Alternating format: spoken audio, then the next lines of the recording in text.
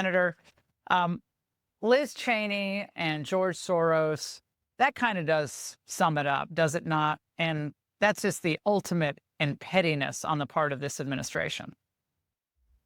And that's really what they're left with, Laura, at the end of the day. Pettiness. This is the last gasps of a dying liberalism. And these are their pinups, their poster children. I mean, Liz Cheney, that's who they want to go out the door with. George Soros, their financier. Listen, Biden has been trying to sabotage the country for the last 4 years, opening our borders, shutting down our oil and natural gas, taking away gas stoves. So, of course, he's doing this on the way out. The good news is that help is on the way. And, Laura, the other thing this speaks to is Congress needs to get busy, get active right now, and start passing legislation to overturn all of this. We need to open up our energy production. We need to shut down our border. We need to get this country strong again. Congress can do it, and it's time to get after it. Senator Josh Hawley breaks down the chaotic final days of the Biden administration, highlighting Biden's handling of the border, energy, and foreign policy.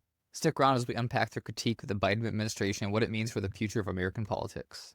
Well, right now, we have a situation where Donald Trump's going to be in about a week. They know he's going to just rescind a lot of these executive orders. Some of them have been overturned by the courts, like the forgiveness of student loans, and yet Biden still finds money to try to allocate to do that. And at the same time, Biden is sending billions to Ukraine when Trump has made it clear that war is going to end. Period. It's going to end. So why continue to send the billions out the door now? Well, I think that this is his attempt to try and cement his policies. So, of course, Trump can't do anything about it, but it's not going to work, Laura. It just isn't going to work. And what a failure. I mean, what we're really seeing here is a parade of failures. Liz Cheney, the January 6th committee, what a bunch of failures and frauds who lied to this country. The Ukraine policy, it's in total shambles. Biden has given us nothing but war everywhere we look. He has given us danger on our streets. He's given us open borders. So, of course, the American people voted to overturn all that stuff. Of course, the American people hate all of this. That's why Trump got elected. That's why Trump is going to start overturning all of this in just over a week, as you say. And it's why Congress needs to get active right now. Let's start doing it. Republicans have control of Congress. The Congress is in session, both houses. Let's get after it. It's time to give the American people some relief and get this country moving again. Well, Senator, I know Donald Trump made the point today that Ashley Babbitt was the only person who was killed on January 6th. She was shot, dead. And then he made the point that there were no guns in the Capitol on January 6th during that riot.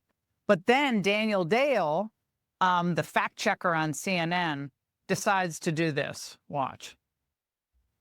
This not one gun thing, Dana, has been debunked for 3.5 years now, if not more. It is an out-and-out lie. Now, we'll never get a complete inventory of the number of guns brought by people to the Capitol that day because most of them were permitted to leave before later being arrested. But there have been numerous cases in which people carried guns on Capitol grounds and were convicted for it.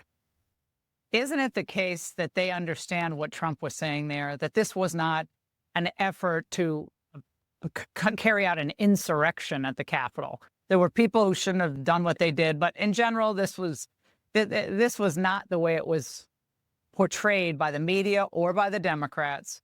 And again, they continue. They won't let it go, like they've learned nothing.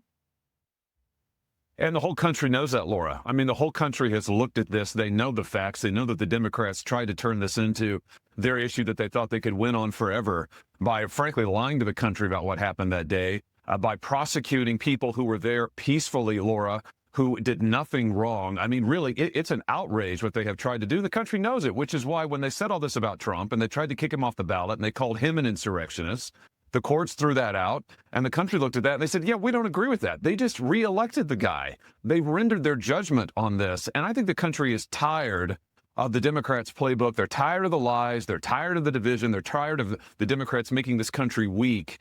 And that's why they voted for Trump. That's why he's going to start overturning and undoing their policies in just over a week. The Biden administration is in full meltdown mode. From failed policies to political desperation, it is clear the clock is ticking.